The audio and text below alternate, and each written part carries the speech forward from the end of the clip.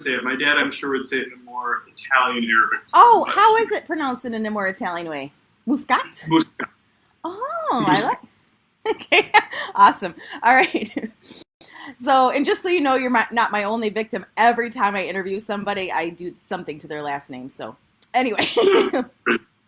Okay, great. So, I am here with Matt because he just wrote this book, you guys.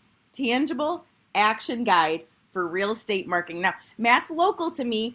He is not a practicing real. Do you have your license? You don't have your license, do you? Nope. No, but you've been working in the real estate industry for quite a while now, and you've been helping realtors with their marketing, like me. So first of all, let's give us some of your background, Matt. Give us who are you and how did this book come to be, and then we'll get into the nitty gritty. I was finishing college in, I think, what most realtors will remember as like the worst real estate market ever. I was finishing my master's at Michigan State in internet marketing in 2010, and there were no jobs out there. So I moved up to Grand Rapids and found a mortgage company that said, hey, if you can do that SEO thing, if you can do that internet marketing, social media thing, we don't really understand it, but if you can get us leads, that's worth a lot of money. So got into the real estate mortgage industry in 2011. And my job after we did all the website marketing was to help realtors with the same type of thing to help them grow their business. So since 2011, myself and my team have been meeting with 20 to 30 agents a week, doing one-on-one meetings and larger team meetings to help them figure out how they can take some of these strategies, not just internet strategies anymore, social media strategies, farming strategies, mailers, like everything you can possibly think of, how to hone those strategies to make them work better for them individually. So I think, there's so many things out there that we can do in real estate marketing. Yeah. However, they have to be tailored to the individual agent, the individual market, and the individual goal that person has. So that's kind of how I've been spending my time for the last decade. And the book came out of the fact that I had, same as you guys, I had a notepad on my desk for 10 years. That I just had bullet points of like the marketing things I would discuss with people. And over time, that notepad was full. So I basically just digitized that, had a graphic designer put it together in a nice format, in an organized format, and that is what this book is. It's the Tangible Action Guide for Real Estate Marketing. And knowing that I am giving these same tips to my favorite realtors in my market, as well as lenders and people like that, I know that attention spans can be short sometimes, because a client might call you to say, hey, Sylvia, can you help me come list my $1 million house? And then all of a sudden, you're going to drop what you're doing and go do it, because that is your highest and best activity. So this book, every chapter is written in a 2 to 5 page format, so that you don't have to finish the whole chapter just to get the gist of the idea. Right. You can also kind of skip around. Not every chapter is going to be for every agent. I mean, I can tell you that I don't buy leads. I haven't bought leads in 5 years, and I hope to not have to do it anytime soon. So I would skip over my own chapter on that. However, there is a chapter on, hey, if you're going to go to a networking event, here's how to make it more productive. Here's how to cultivate some more leads. That applies to me. That applies to more of my colleagues. So, you can skip to that one. So that's kind of the premise of the book. And man, I just talked for 3 minutes, so I'll hand it back to you. Okay, that was awesome. So, and I have to tell you, so, how realtors are. It's like that next shiny object. But you have, I'm looking through this now, and you have packaged it in those short, sweet ways that a realtor could just go and put it to action right away. So that's why Tangible Action Guide, that title so makes sense. So I have to say a couple things. So I just interviewed Ricky Caruth yesterday, and he said something and when I saw this chapter, I'm like, oh my gosh, okay. He said, one thing that makes me dangerous and that will make you dangerous is if you mix the old school marketing with the new school marketing. And you have a chapter on that. Do you want to talk just briefly about that? Yeah, I think that's fascinating. So the first presentation I ever did was for a couple hundred agents at a large brokerage, very traditional brokerage, not all in the cloud. Right. But we basically were talking about, we had a very old audience, and everyone in the audience, when I titled the presentation the first time, social media tips and internet marketing, I got glazed over looks. Right. So I literally went to my laptop and renamed it Old School Marketing Using New School Technology. Nice. And that made it way better. And so what it is the idea that in real estate, there isn't always a new thing that's like the hot new marketing thing. I think Zillow, we could all argue, is like the biggest game changer in the last 10 years, and it hasn't changed a whole ton, right? Like the leads get more expensive, they kind of go down in quality, but they're still good. You can still make some type of an ROI. But in general, it's the old school marketing of calling your past clients, sending them something, whether that's an email or a letter or a postcard or an event. The basics are the same.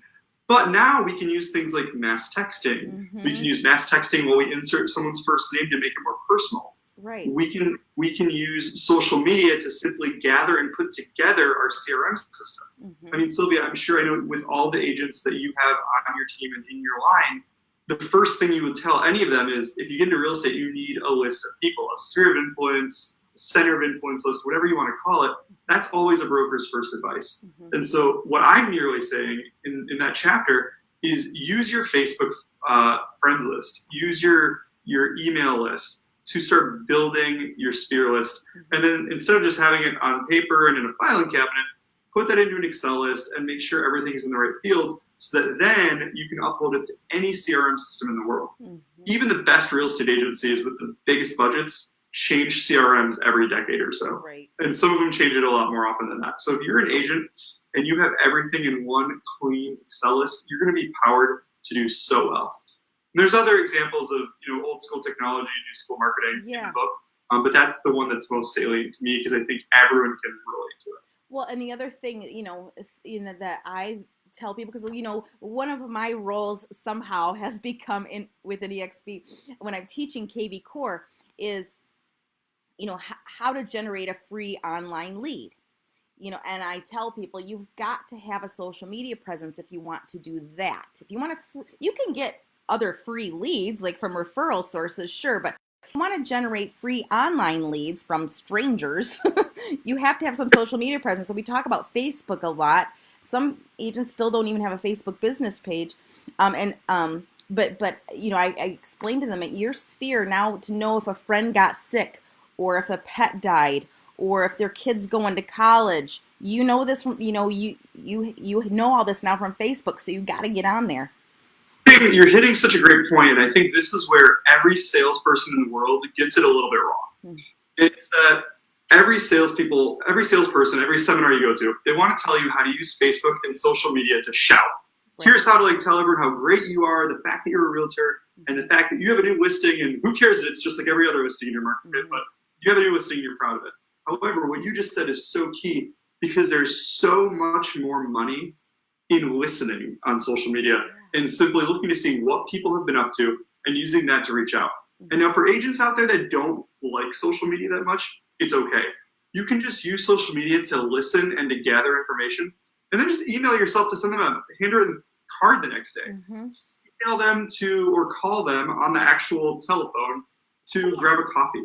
I have an agent in my local market that did $30 million in his third year in real estate simply by using social media to set X amount of appointments for every following week. That's all he does. He doesn't sell them anything on social. He simply uses social to set meetings in real life. And he knows that when he gets belly to belly to people, he will either get their business or a referral to someone they know. Amazing. And it's just a simple concept. It is a simple concept, but I think it sounds like he's really honed in on his niche and concentrated big on one area instead of so many things. So that's what I struggle with. I think just too many things. But I want to tell you, and I know you want to tell me about that because you are. But I want to skip you preaching to me. But I want to tell you that Amber Nicholson in my area, she read your book, and I have a note, and I know that she did because she posted that she was reading it and she couldn't put it down. She picked it up, she got it at the garage store, she couldn't put it down, and then right after that, I have seen her do so much social media, great content and value added content. I know she had to be inspired from your book. She's doing all these Facebook videos and just helpful little tips. So have you seen that? Have you watched her do that?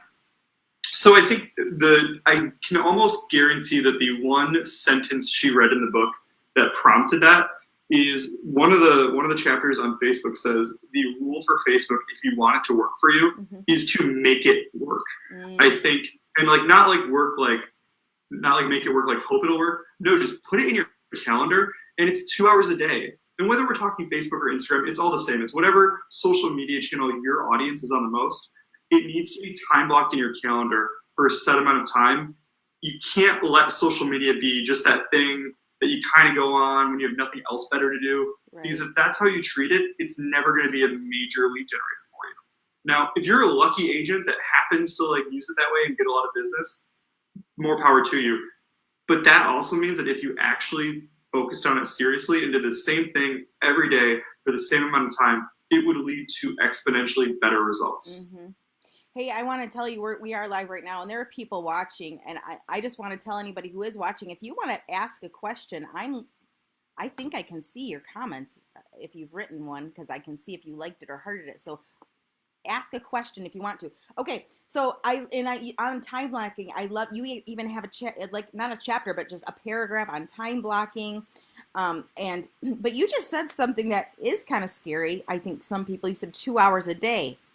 And so, you know, tell me about that.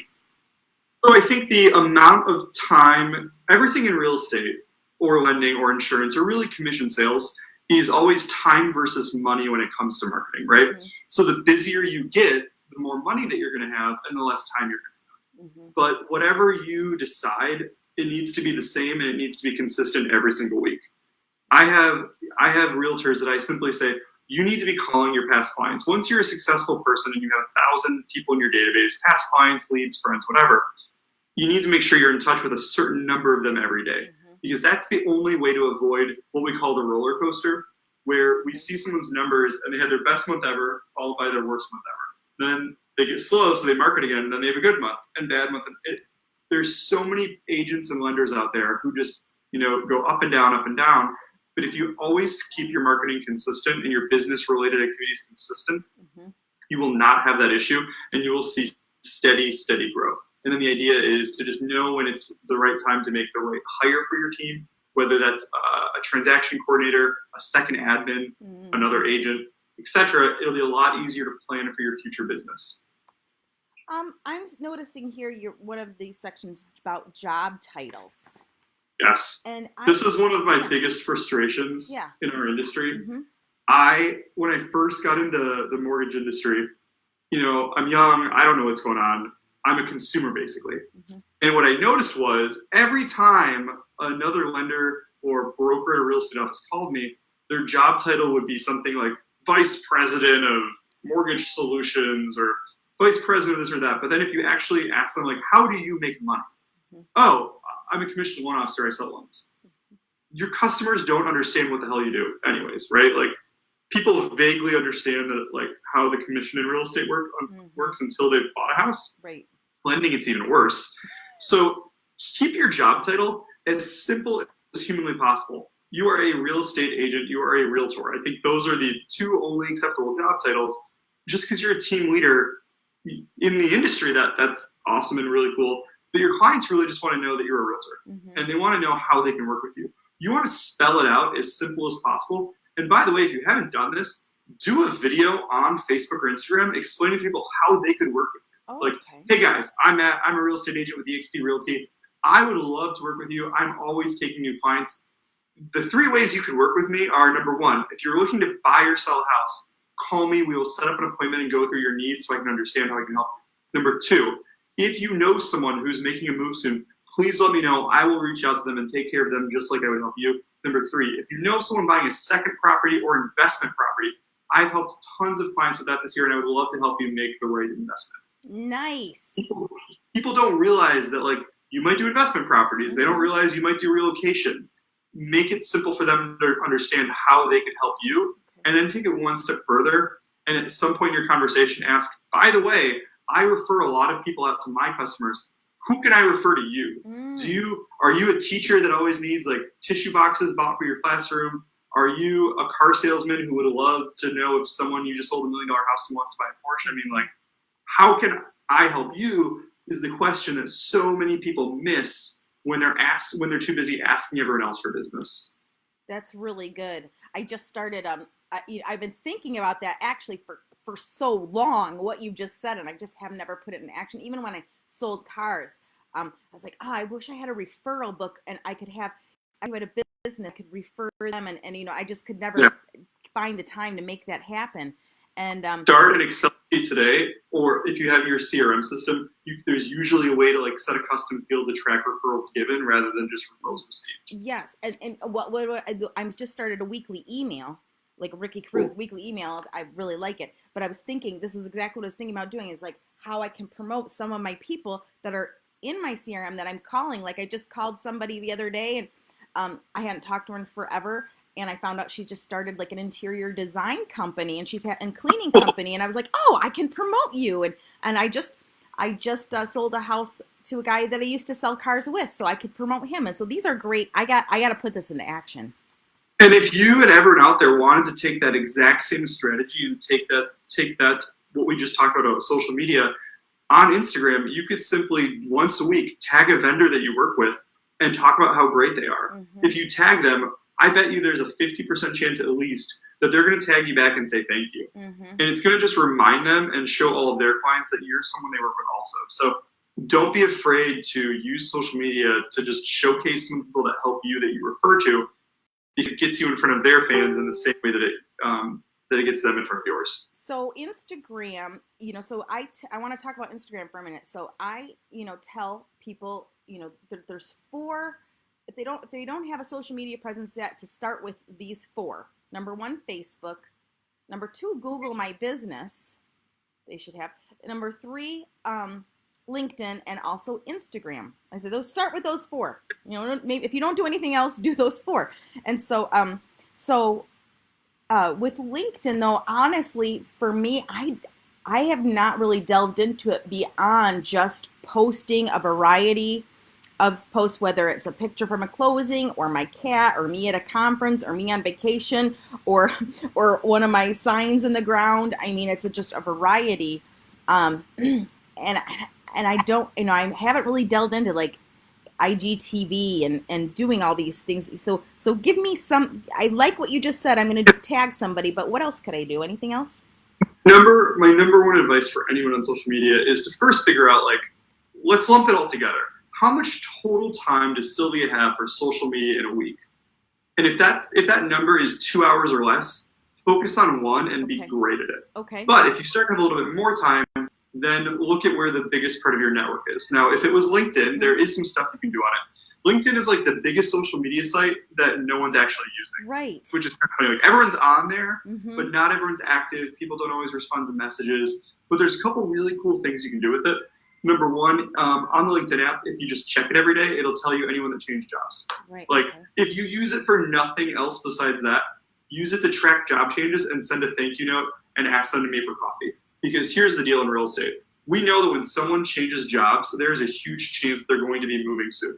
They want a better house because they make more money. They need a smaller house because they make less money. Right. They want a different house because they want to move closer to work. I mean, there's so many different reasons that is a trigger, that you can just use that data to then reach out. That's the number 1 thing. Second one is everyone on LinkedIn has a job title. I think I've seen a couple random people that write stay-at-home mom or like in search of a job or stay-at-home dad. But for the most part, if you're on LinkedIn, you have a job title because you have a job. And you as a realtor can use that to figure out, how can I work with this person?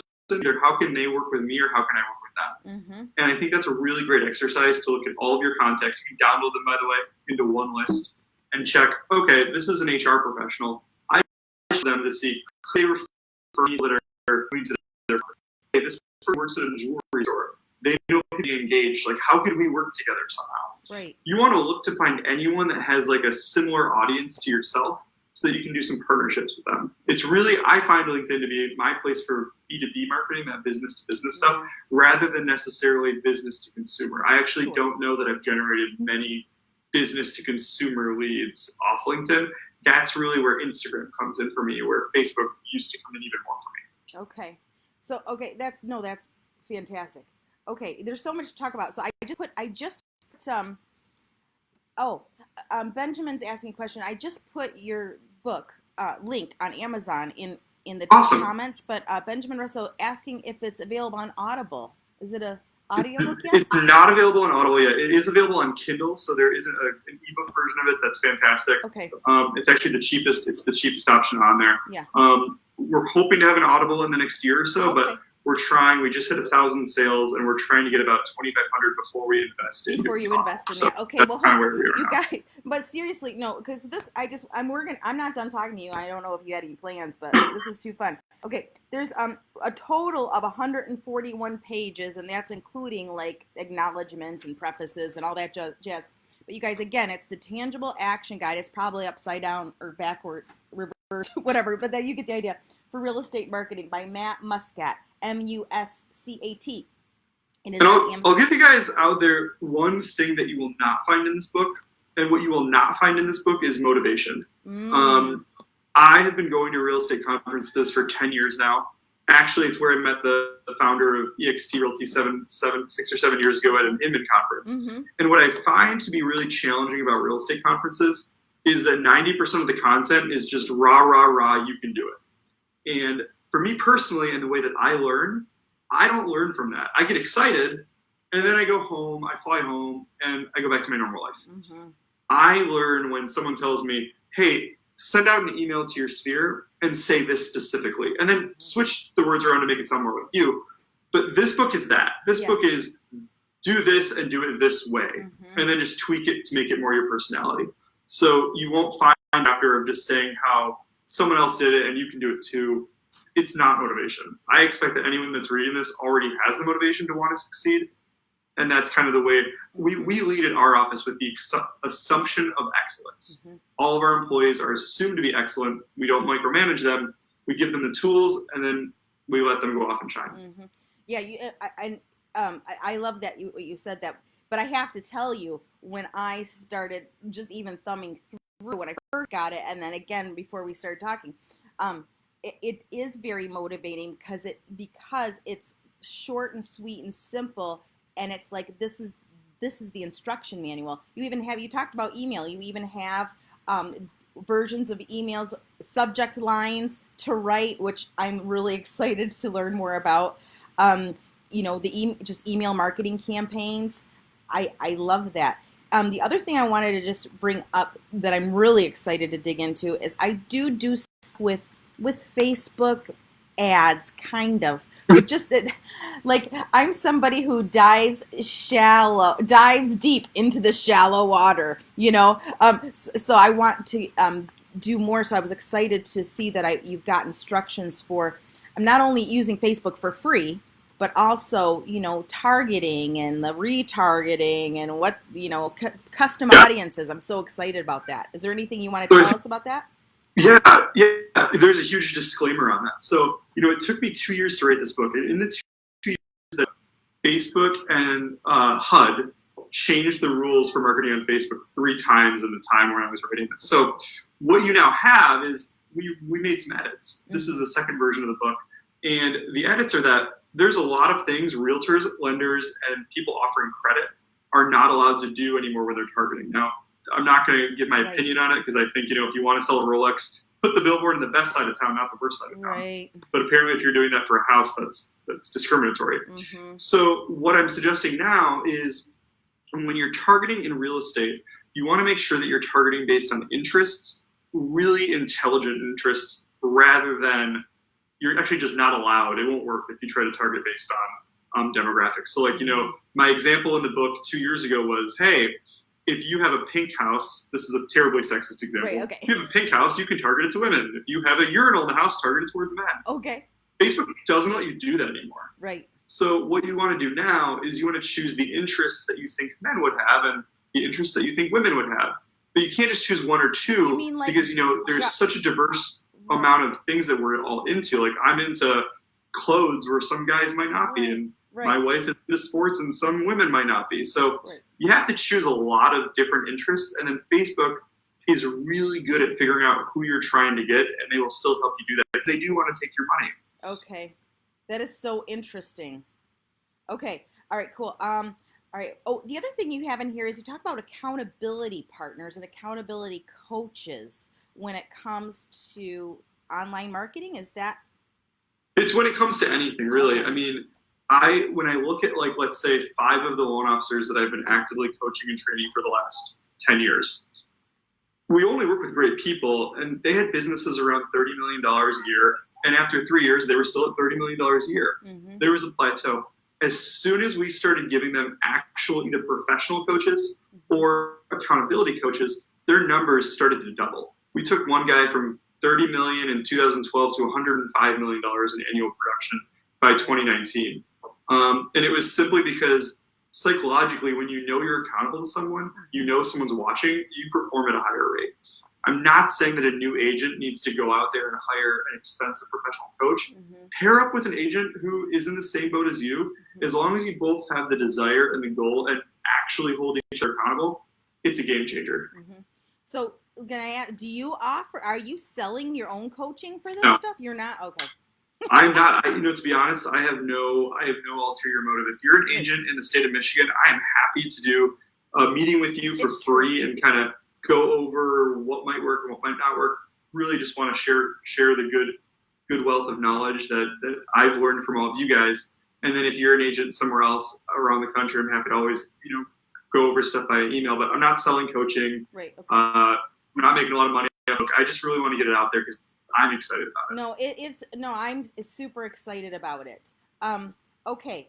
There was one more thing. I don't want to end it, but we might have to. But you had one other area in here. It says the tangible things to stop doing.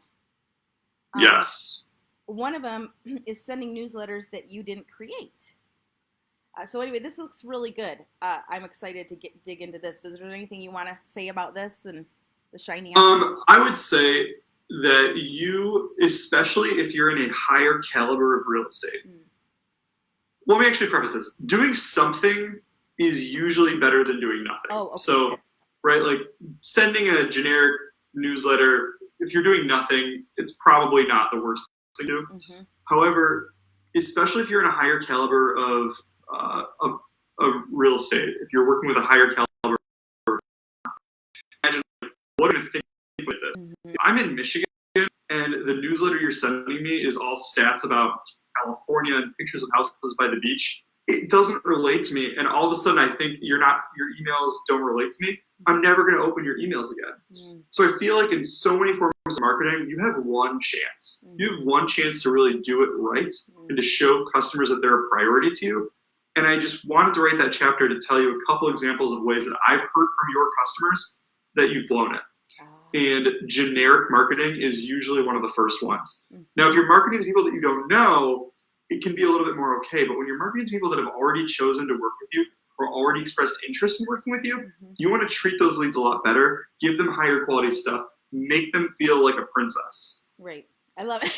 I love that. Okay. So a lot of people are commenting. They really like you, just by the way. Thank you. I appreciate it, guys. Okay, so this particular group I'm streaming into right now, although I told you I'm going to share this in my other platforms where I talk to realtors. Okay.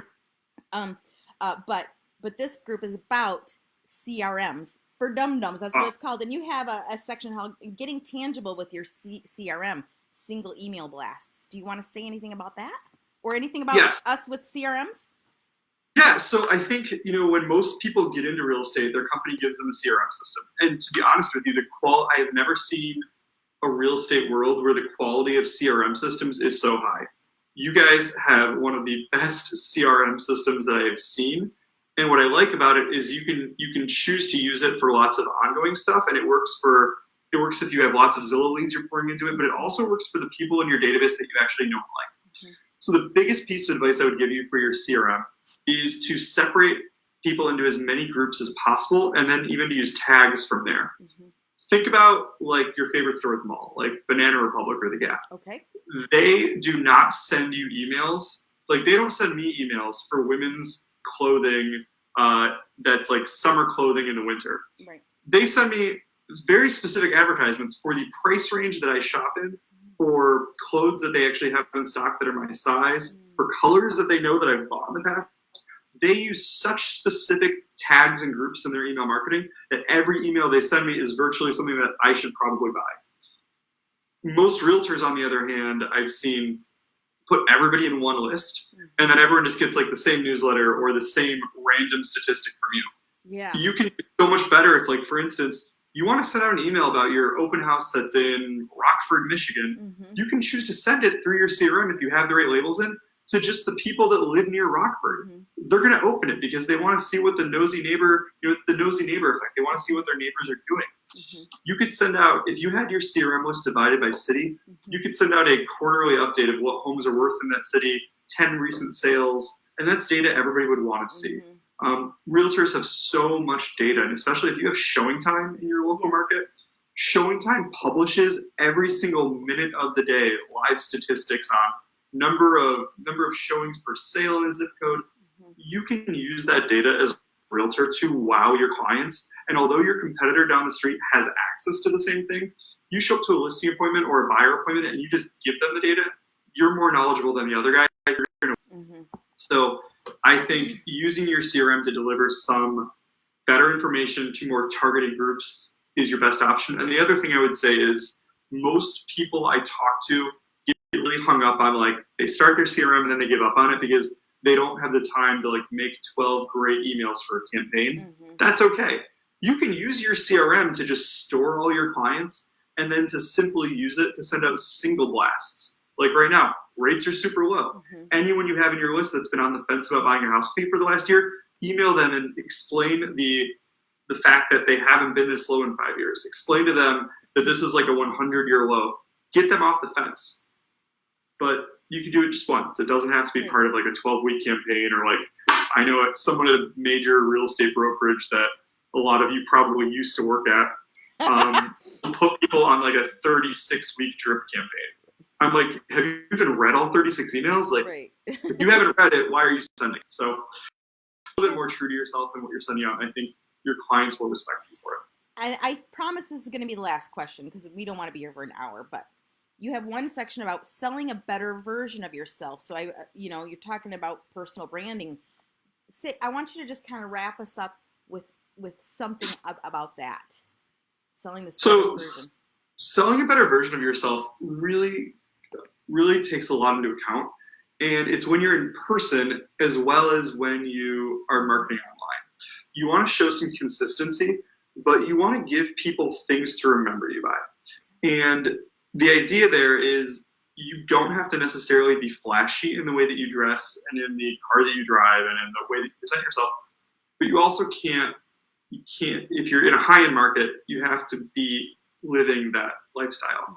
If you're marketing to the $100,000 market, showing up in your Porsche is probably not the most respectable thing to do. So it's really about knowing the audience you want to be in and planning for it and making sure that anytime you leave the house, you're at least not going to be embarrassed if you run into a client.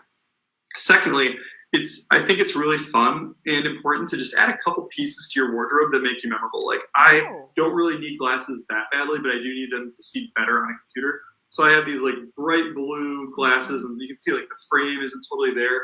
I get compliments on these all the time from people that think they're weird. I guess it's not a compliment, but people feedback on them. And so when I'm talking to people, it's like, oh yeah, the guy with the blue glasses. Like, it's one more memorable thing. Or if I'm at a networking event, I will wear my 𝗀𝗄𝗁 shoes that have the yellow sole, because you're not going to see a lot of guys with like a yellow heel on their shoes.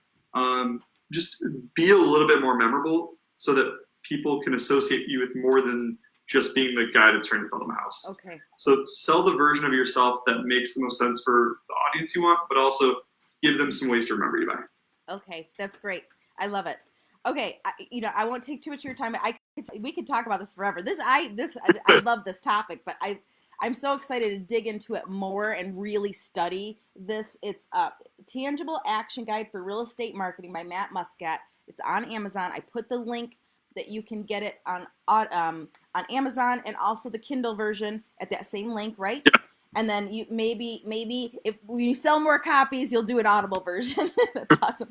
So my only leading takeaway would just be, if you wanted to combine a couple of the strategies into this book, that it would be easy.